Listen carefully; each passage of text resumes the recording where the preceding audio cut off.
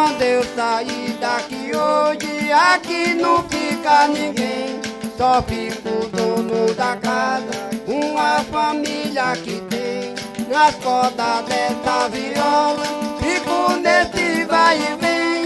No coração da ingrata, sambador não me matar, eu não matado ninguém.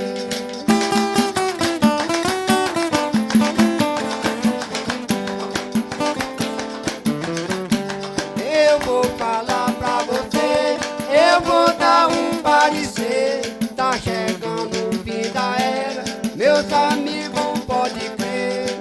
Quando eu era criança, vi os mais velhos dizer pra ter cuidado na vida, doença desconhecida no mundo ia aparecer.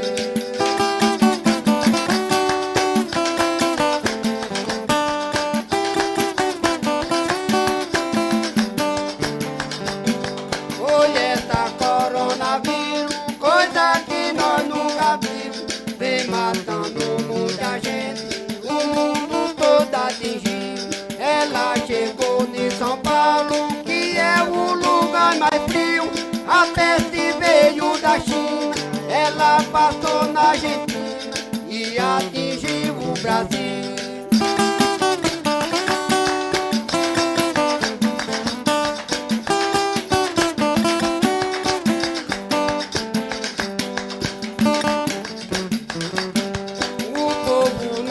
De casa, é todo mundo trancado, ninguém vai mais na cidade, o comércio tá fechado, o povo não trabalha mais, é muita gente parado, coisa que mina consome, tem gente passando fome, quase em todos os estados.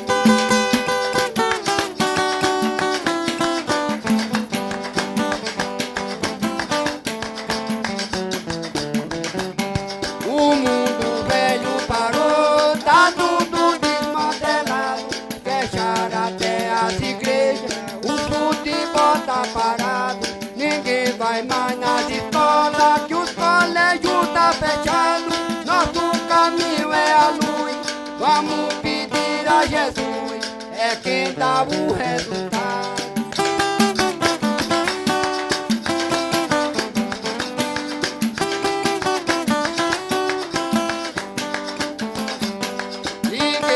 Televisão, no jornal eu vi passando, vi muita gente internada, que o vírus tá matando. Eu quero pedir a Deus, por isso eu faço meus planos, tudo pra mim é capaz, o vírus só mata mais, depois dos 60 anos.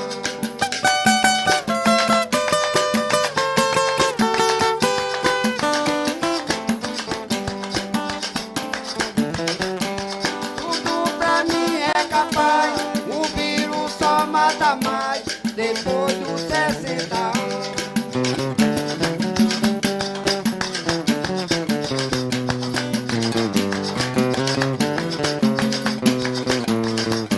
Madrugada chegou,